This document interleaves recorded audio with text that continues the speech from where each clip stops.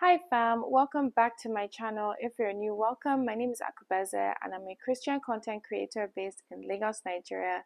Back with another episode of my Women of Faith / Kingdom Wives series, in which we are studying the great women in the Bible, learning lessons from their faith and from their journeys. For the past few weeks, we have been studying the female ancestors of Jesus as contained in Matthew 1, and this week we are on to the last female ancestor that is listed, and that is Bathsheba. I titled this video An Unusual Vessel because that is exactly what she was. Her story is so strange and unusual. It's not what you would expect. And to be honest, that's the pattern that we've seen with most of the female ancestors of Jesus. It's not what you would expect. It's not the holier than thou, just, white picket fence girl next door story, even though this was literally the girl next door, but not in that way. But anyways, yeah, it's been very interesting going through these studies. Bathsheba's story is something out of a Nollywood movie, to be very honest, and I hope you did the assignment. It's quite a long reading, so I'll be skimming through for the most part and just focusing on the things that were highlighted to me. So always get into the word by yourself and make sure you stay till the end so that you can hear next week's study, because we are, in fact, let me save it till the end. So let us get right into the word. So Matthew 1 verse 6 says, Jesse was the father of King David. David was the father of Solomon, whose mother was Bathsheba, the widow of Uriah. Pretty straightforward. You would think, yeah. But go into 2 Samuel and you will be like, what? So let's get into it. 2 Samuel 11. It says, in the spring of the year, when kings normally go out to war, David sent Joab and the Israelite army to fight the Ammonites. They destroyed the Ammonite army and laid siege to the city of Rabbah. However, David stayed behind in Jerusalem. Late one afternoon, after his midday rest, David got out of bed and was walking on the roof of the palace. As he looked out over the city, he noticed a woman of unusual beauty taking a bath, the girl next door.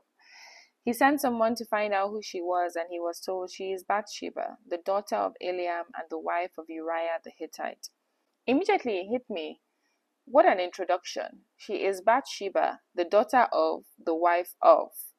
And that is when it first stood out to me, the role that this woman played as a vessel. And should I even say the role that kingdom women play as vessels? The dictionary says that a vessel is a ship or a large boat, a hollow container, especially one used to hold liquid.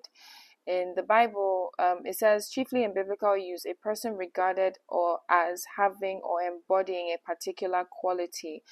In anatomy, it is a duct or a canal holding or conveying blood or other fluid. In botany, it's any of the tubular structures or the vascular system of a plant serving to conduct water and mineral nutrients from the root. I like that definition from botany.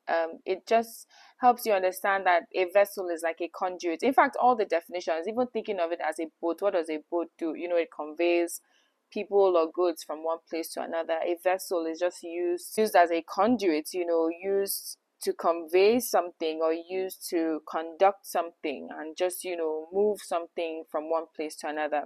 So her being described as the daughter of Eliam and the wife of Uriah, it struck me because I'm like, that her identity is immediately tied to two people, like is immediately tied to others. Like her identity is not about herself. It's not about, they could have said Bathsheba is the most beautiful woman, even though they did describe her as a woman of unusual beauty.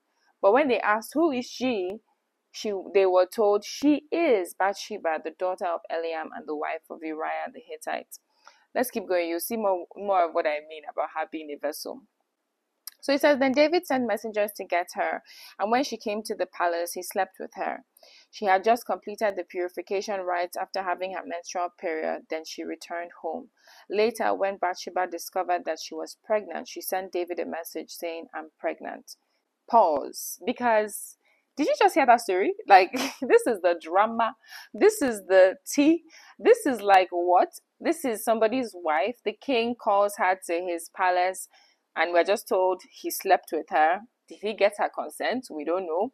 But, she was a married woman, so I can't assume that she was comfortable with the situation or enthusiastic about the situation. But in those days, could you say no to the king? Even till now, some people can't say no to the earthly king and powers that be. So that is a lot to unpack in itself. But it strikes me that we don't hear much of a fuss from her. We don't hear much about complaints. We don't really hear anything except for her saying, "I'm pregnant." The vessel just delivering or just conveying. I don't even know how to explain this thing. Like, I hope you guys, I pray the Holy Spirit will just bring it alive to you the way that it is alive in my mind, because in fact in more ways than is alive in my own mind. Because to me, even the fact that she's not ranting and raving about what happened and she just says, "I'm pregnant. No, how could you do this to me? No, look what you've done. No, no, look what my husband is going to say." Like, just the "I'm pregnant," 2 words, that's it. But the unusual vessel, keep that in mind. So then David sent word to Joab, who was his chief commander, "Send me Uriah." He asked for him to send her husband. And when her husband arrived, she asked him about the war and then, sent him a gift and told him to go home. Her husband, being a noble warrior, said he can't go home and sleep with his wife when he has left men on the front line. He decided to sleep in front of the palace. When David found out about that, he summoned him and asked, "Why didn't you go home?" Uriah said, the ark and the armies of Israel and Judah are living in tents, and Joab and my master's men are camping in the open fields. How could I go home to wine and dine and sleep with my wife? I swear that I would never do such a thing." "Well, stay here today," David told him, "and tomorrow you may return to the army." David invited him to dinner, got him drunk, thinking that would encourage him to go home to his wife, but he didn't go home. So he slept again at the palace entrance, and when he was leaving, David sent him back with a letter that was essentially prescribing his own death. He told Joab to put him in the front lines where he would definitely be killed. So Joab obviously heeded to David's instructions and, sent him word back to let him know that Uriah the Hittite was killed. And it tells us in verse 26 that when Uriah's wife heard that her husband was dead, she mourned for him. When the period of mourning was over, David sent for her and brought her to the palace, and she became one of his wives. Then she gave birth to a son, but the Lord was displeased with what David had done. So in 2 Samuel 12, it goes on to share the story of how the prophet Nathan gets a word from God and, goes to rebuke David. He gives him this example of, a rich man that steals the sheep of like a poor man, and David is so outraged and is like, any man who would do such a thing deserves to die. And Nathan opens his eyes and allows him to see that is essentially what he did to Uriah the Hittite. In verse 7, it tells us that Nathan said to David, "You are that man. The Lord, the God of Israel, says, I anointed you king over Israel and saved you from the power of Saul. I gave you your master's house and his wives and the kingdoms of Israel and Judah. And if that had not been enough, I would have given you much, much more. Why then have you despised the word of the Lord and done this horrible deed? For you have murdered Uriah the Hittite with the sword of the Ammonites and stolen his wife. From this time on, your family will live by the sword because you have despised me by taking Uriah's wife to be your own." It started standing out to me at this point that she is still being described as Uriah's wife. Like, who is she really? Like, what is her real identity except for just being this vessel, Uriah's wife? Anyways, it goes on to tell us that, David confessed that, yes, truly he had sinned. Read Psalm 51 to even see in detail how, aggrieved he was about that sin and how repentant he was about it. In verse 15, it tells us that after Nathan had returned to his home, the Lord sent a deadly illness to the child of David and Uriah's wife. She's still being described as Uriah's wife, even though he told us so in chapter 11 that she had become one of David's wives. So I'm like, why is she still being described as Uriah's wife? But the unusual vessel. It's like the writer wants to keep reminding us who this woman is and where her story began and how she was used by God in the most unusual and unlikely way. So it tells us that David begged God to spare the child. He went without food day and night, but eventually the child died. And in verse 24, we are told that David comforted Bathsheba, his wife. This is the first time that she is described as Bathsheba, his wife. But still, once again, it is being reinforced to her that she is still just a vessel. She has gone from being somebody's daughter to somebody's wife to another person's wife. So it says that she became pregnant and gave birth to a son, and David named him Solomon. The Lord loved the child and sent word through Nathan the prophet that they should name him Jedediah, which means beloved of the Lord, as the Lord had commanded. So interesting that the Lord would love such a child. From human perspective, you would think, after they committed adultery, then you even killed the guy, then the Lord would love the child that comes from such a union. It's unusual. It doesn't make human sense, but unusual vessels. We move on to First Kings chapter 1. By this time, a lot has happened. David is old in age and Solomon has grown up. And we are told in verse 11 that then Nathan went to Bathsheba, Solomon's mother. And I'm like, why do they keep calling her somebody's something? Like, what is going on? She's gone from somebody's daughter to somebody's wife to another person's wife, now to somebody's mother. Just reminding me, reinforcing to me the role that women of faith and kingdom wives play as vessels. And Bathsheba was definitely a vessel of God, even though an unusual one. So it says Nathan went to Bathsheba, Solomon's mother, and asked her, "Haven't you heard that Haggith's son Adonijah has made himself king, and our Lord David doesn't even know about it? If you want to save your own life and the life of your son Solomon, follow my advice. Go at once to King David and say to him, 'My lord the king, didn't you make a vow and say to me, your son Solomon will surely be the next king and will sit on my throne? Why then has Adonijah become king? And while you are still talking with him, I will come and confirm everything you have said.' So Bathsheba went into the king's bedroom. He was very old now, and Abishag was taking care of him. Bathsheba bowed down before the king. 'What can I do for you?' he asked her. She replied, 'My lord, you made a vow before the Lord your God when you said to me, your son Solomon will surely be the next king and will sit on my throne.' But instead, she essentially repeats the same thing that Nathan had told her. And at this point, I was shocked because I've read the whole book of First and Second Samuel and Kings. So I was like, when did he make that vow to her? I was searching, I couldn't find it. I searched on Google, I couldn't find it when this vow was made to her. But as the conduit that she was, Nathan told her something. She literally just repeated it verbatim, word for word, even though I was wondering, did she know? Did he actually make a vow to her? But anyways, please correct me if I'm wrong if you saw where David made the original vow to her. So she goes on to say that Adonijah has made himself king. He has sacrificed many cattle, fattened calves and sheep, and he has called all the king's sons to attend the celebration. He has invited Abithar the priest and Joab the commander of the army, but he did not invite Solomon. And now, my lord the king, all Israel is waiting for you to announce who will become king after you. If you do not act, my son Solomon and I will be treated as criminals as soon as my lord the king has died." The respect with which she's using to even talk to him is something that even took me aback, because wouldn't you be a bit angry? Like, this guy that's used you, killed your husband, and essentially killed your firstborn son, in fact, and then has even married countless women and concubines after you, and you're there still calling him my lord the king. But the unusual vessel, like these women, it was not about them. They were barely thinking about themselves, at least from what we hear or see in the word. So anyways, while she was still speaking, Nathan the prophet arrived, and then the king's officials told him, "Nathan the prophet is here to see you." So Nathan went in and repeated the same thing to David. Asked him that, "Has my lord the king really done this without letting any of his officials know who should be the next king?" King David responded, "Call Bathsheba." So she came back in and stood before the king, and the king repeated his vow. "As surely as the Lord lives, when they said repeated his vow, that made me think, okay, maybe really he did make that vow, but this was the first time I ever saw it.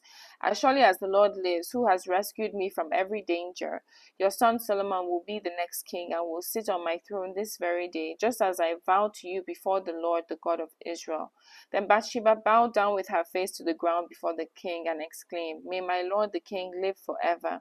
Then David ordered, Call Zadok the priest, Nathan the prophet, and Benaniah son of Jehoiada.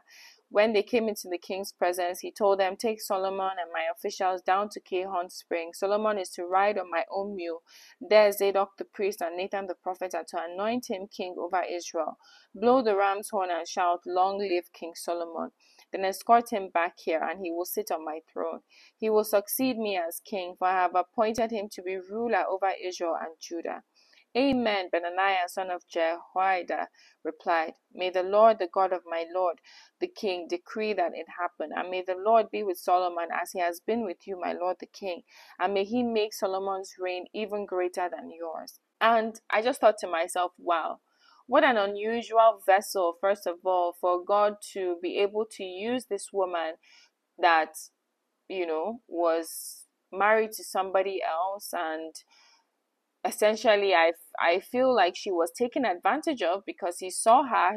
She wasn't exposing herself for him. He was the one looking at her and saw her naked and vulnerable, and he took advantage of her, had sex with her, and she became pregnant. She lost that first child. She's lost so much, and she's used by God to not only birth the child whom he loved and the next in line to the throne of David, and not only to birth him, but also to even put him in that position, because she went and spoke up. She followed the advice of Nathan, being the vessel that she was, and followed the directives that were given to her, and she was able to put her son in his rightful position and secure the throne for him. And it can only be God.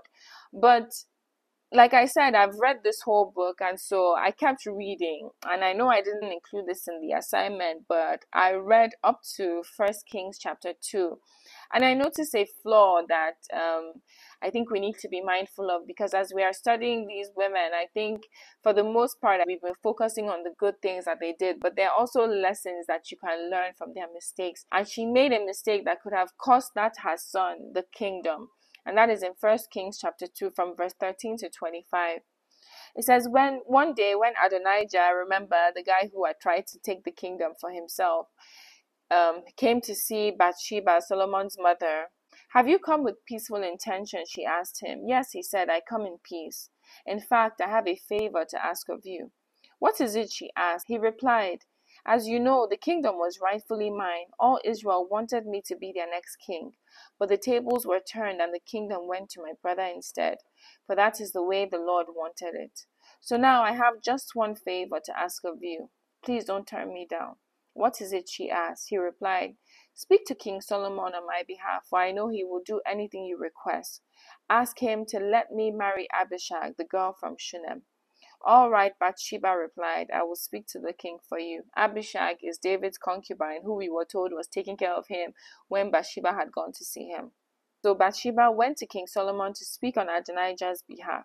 The king rose from his throne to meet her, and he bowed down before her. When he sat down on his throne again, the king ordered that a throne be brought for his mother, and she sat at his right hand.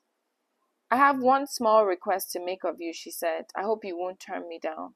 What is it, my mother? He asked. You know I won't refuse you. Then let your brother Adonijah marry Abishag, the girl from Shunem, she replied. How can you possibly ask me to give Abishag to Adonijah? King Solomon demanded. You might as well ask me to give him the kingdom. You know that he is my older brother, and that he has Abitha the priest and Joab son of Zeruiah on his side. Then King Solomon made a vow before the Lord. May God strike me and even kill me if Adonijah has not sealed his fate with this request. The Lord has confirmed me and placed me on the throne of my father David. He has established my dynasty as he promised. So as surely as the Lord lives, Adonijah will die this very day.